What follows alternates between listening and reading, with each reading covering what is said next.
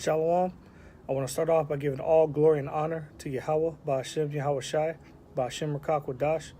Double honors to the apostles and the elders of Great Millstone. And shalom to all the Akim out there. Continue to push this thing of ours in truth and sincerity. I'm the brother Manatazak, and I just want to share a quick testimony that I had the other night regarding the war in heaven and the deliverance of the elect. To start off, this vision I had was very intense. I woke up in a cold sweat, and I had a migraine. Usually when I have dreams and visions, I don't normally wake up, go to sleep, and go right back into the same dream. That's what helped me to understand that this was something serious, because I woke up 2 or 3 times during this vision, and I jumped right back into the same scene, the same scenario. Now, I've only been in the truth for a couple years, and at least once a year I'll have a very intense vision like this. And at first I wasn't going to share this openly, because I don't want brothers to think I'm trying to exhort myself or try to big myself up. I'm trying to be very careful in this thing of ours, because I realize how important, how serious this is. So I'm just trying to stay in my lane, basically do what I can to help the Akim and help push this truth. But it wasn't until getting some advice from the elder brother Mawatazak, and also staying in deep in prayer, that I realized that sharing this testimony will be the best way to help further this truth, because dealing with the things that we deal with on a daily basis, and trying to fight this fight, sometimes we need words of exhortation and words of hope. So Lord willing, this short testimony can be that to the sincere Akim and Akwathium out there that are continuing to push this word, this sound doctrine. Okay, so without further ado, to jump right into it, basically, it started off that we were all on a beach. And when I say we, I mean mainly the different camps, Great Millstone. The different camps from Chicago were all there, Dallas, the GMS Los Angeles camp, Mississippi. We were all at a resort. Back in the world, I used to travel a lot to like Cancun, different places in Mexico. And this is what it reminded me of, white sand beaches, tropical blue water, a nice resort. We were all there. And all of a sudden, we looked up in the sky and we started seeing chariots. Now, being out here in Los Angeles, chariots show up quite often, at least every other week. On my channel, I've uploaded some videos of chariots showing up. And when they showed up in my vision, they looked exactly like they do on the video, just bright lights in the sky. But as more and more Akim started to look up in the sky and notice the chariots, they started to be more and more frequent. They started to show up and get closer. And they all had different designs. The best way I could explain it is, it can't really put into words, but when you see movies like Independence Day and War of the Worlds, they looked exactly like that as far as mechanical wise, but there seemed to be life with them, like they had a personality of their own, like they were alive. That's the best way that I could put it. They didn't seem like just normal machines or vehicles. There was a very high intensity to them, almost an intelligence.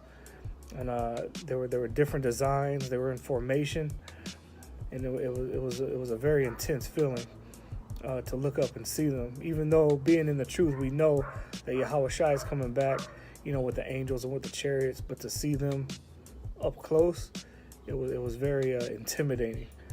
And there were other people at the resort as well, and they were freaking out, crying and asking what was going on. But a lot of the Akim were just giving all praises to Yahweh Shem Yahweh Shai, saying Kwam Yasharallah. But all of a sudden, the military showed up, or the Air Force rather. They started to shoot, try to shoot down the chariots, but the chariots don't move with the same laws and physics that a normal aircraft would. They defy the laws of gravity, the laws of physics, and they alter reality. It's the best way I could put it, because a lot of the missiles would just phase through the chariots and hit opposing U.S. forces. A lot of them would just disappear right before they hit a chariot. The chariots would disappear and reappear. Just the type of things that they did, defied reality, and it was a crazy sight to see. The whole heavens were full of this battle, and even Esau and his technology, he was bringing out ships and different jet fighters that looked like chariots, but they weren't. I mean, you could tell the difference, like almost as if they were trying to imitate the technology of the Most High. Because I know that they had these telescopes and these satellites, and they see these chariots all the time, and they always put what they see, in my opinion, in these movies, as far as like Independence Day and these different kind of alien invasion movies. I think that they put in these movies what they see in the heavens, because that's exactly what the chariots look like in this particular vision of mine, But it was the battle didn't last long. I mean, looking up, the whole sky was full of this battle, but it was over like in a matter of seconds. I mean, that's what it seemed like, because these Esau and his technology have no chance against the chariots. When they would fire their lasers from the ships, and they would hit these different jet fighters, they would dissolve from the outside in. There'd be no shrapnel, no wreckage that would fall down to the sky. It's like they would get hit in midair and just dissolve before they hit anything. It was unreal. And looking up, a lot of us Akim were frightened, myself included, because at that exact moment, the chariot starts shooting down at the people on the resort.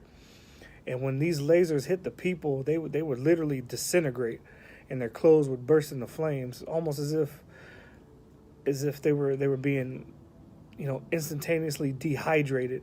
They would just burst into like a cloud of like pink dust, and you would look down and you would see it would look like a pile of like Himalayan salt, like pink Himalayan salt was all that was left of them, and it would slowly dissolve. And these golden rays of energy would be firing down from the sky and hitting these people, and we start running. So I heard one of the Akim say, "We got to get to the room. We got to get to the room." So everybody took off running in the direction of the resort, and all the while, these lasers are firing down on these people and completely incinerating them. And I didn't realize until later, after deep thought and really trying to analyze this dream, that the chariots were firing at these people, making a way for us to get to the resort, because it was all chaos, it was all hectic. But during the dream, I was scared, because there was people right next to me being incinerated, and like these pink bursts of just dust and salt would just hit me. I could feel the heat from the lasers, from their bodies just exploding, from the fire from their clothes. It almost seemed like the atmosphere was on fire. It was very intense. And one particular brother from the camp, Yalad, he was running directly in front of me, and as we were running, I could feel myself getting tired, and I kept wanting to stop. Like I kept telling myself that I'm not gonna make it. I need to stop. I need to catch my breath. And through the spirit, this brother kept saying, "Hey, what are you doing, man? We got to keep going. We got to keep moving. Let's go. Let's go." And I remember almost arguing with him, like, "Man, I'm tired. Like, let me just catch my breath." And he's like, "No, we got to keep going. We got to keep going." So I felt myself dig down, keep running. And somehow, me and the brother made it back to the room. And as we went to the room, there was a large number 5 on the door, and I remember knocking on the door, and one of the brothers from the camp, Danyala, opened the door, and he was dressed in all white. And as soon as he opened the door, he saw me and Yalad, and he started, jumping up and down like, yeah, you guys made it. So we did the salute. He let us in the door, and all the while, people are still getting zapped by these chariots. So people saw that the countenance on us was different, I guess, because when they looked at us and saw us celebrating, they knew that they needed to get where we were. So a group of people tried to run into the room, like, we got to get where they are. We got to go to this room. Like, we got to go with those guys. And I remember Don Yalo looking out at them and saying, hey, if you can get in, then you can get in. But nobody could get through the door. The door was wide open, but it was like something was blocking them from getting in. And all the while, they were getting blasted by these lasers right in front of the door.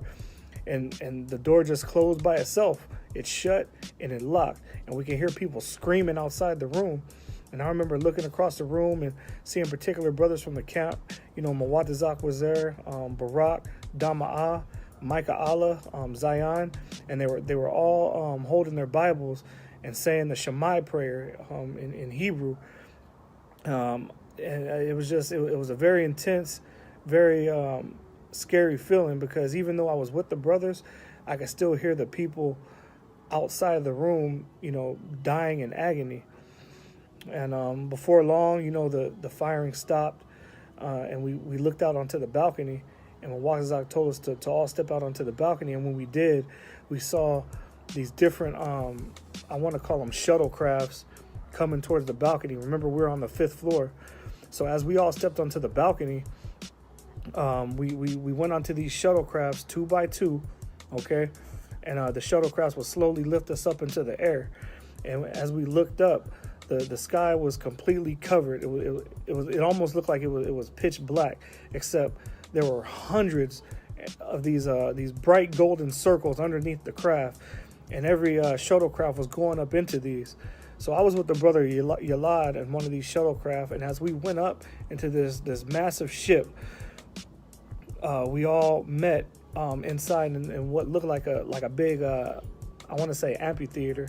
I don't know if brothers ever went to see any plays or any shows like that in Vegas, but it looked like the lobby of one of those, where it was just, there were chandeliers, there were lamps, there were large stones that were glowing.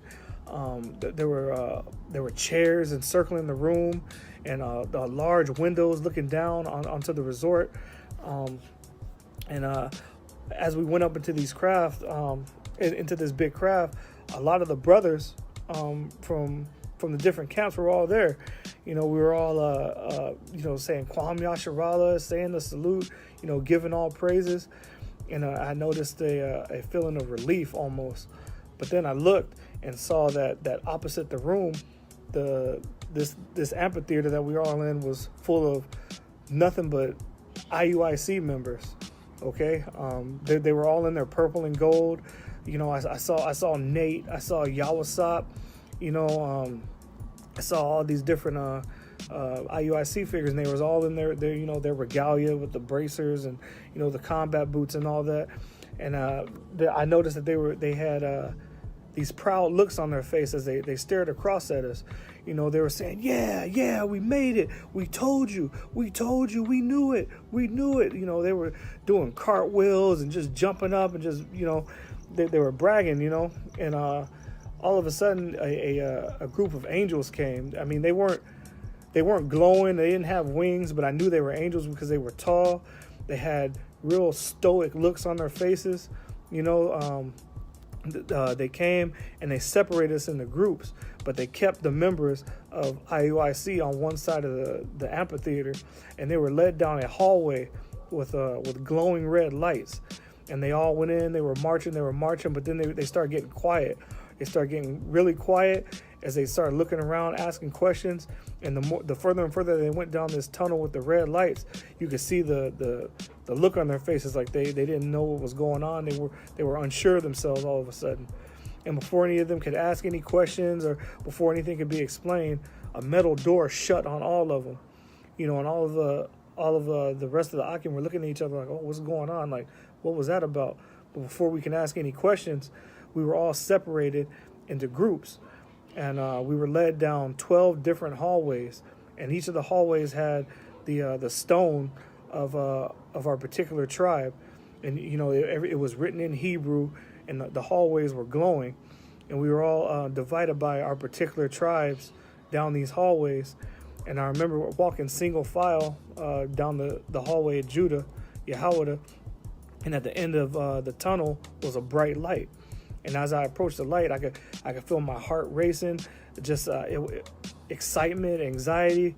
And as soon as I entered the light, I woke up.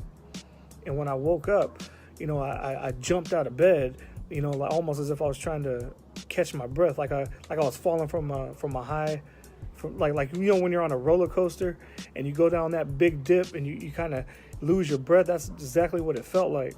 And I looked down and I noticed that I was in a cold sweat, but my sheets were completely soaked, full of sweat. And I had a massive migraine, and that's when I knew that this was most likely a vision. Now, the specifics of it, I can't say if that's exactly how it's going to happen, but I knew that this was something important, so I shared it with the head of the camp. And, through prayer and through much thought, I'm now sharing it with you, Akim. So, I'm saying all that just to say that, even though, the times are tearing, a lot of things are happening through the Spirit. As Apostle DeHart coined, this is the year of prophecy, and things are moving. We're not even through the end of the year yet, and observatories are shutting down, stores are continuing to close, the mark of the beast is still being pushed, and the men of the Lord are still on the streets, preaching and teaching, week in and week out. So I say that just to say that no matter how hard it looks or how hard it gets, continue to fight for this thing, okay? Because this is all that we have. And, through the Spirit, even when I wanted to give up, I had the Akim there to continue to push me to keep going, to keep fighting. And Lord willing, that's what this video can do for any Akim that are feeling weak or that just need a boost in faith. Okay? This is the brother Manatazak from GMS Ancient of Days in Los Angeles. And I just want to say, Brakatah Yahweh, Brakatah Yahweh Shai, Brakatah Yahweh, Brakatah Yahweh Shai, Brakatah Yahweh, Brakatah Yahweh Shai. And double honors to the apostles and elders of Great Millstone that continue to rule well and lead the sheep in the right direction through the spirit and power of Yahweh B'Ashem Yahweh Shai. And shalom to all the Akim out there. Continue to push and continue to fight because we're almost out of here. Shalom.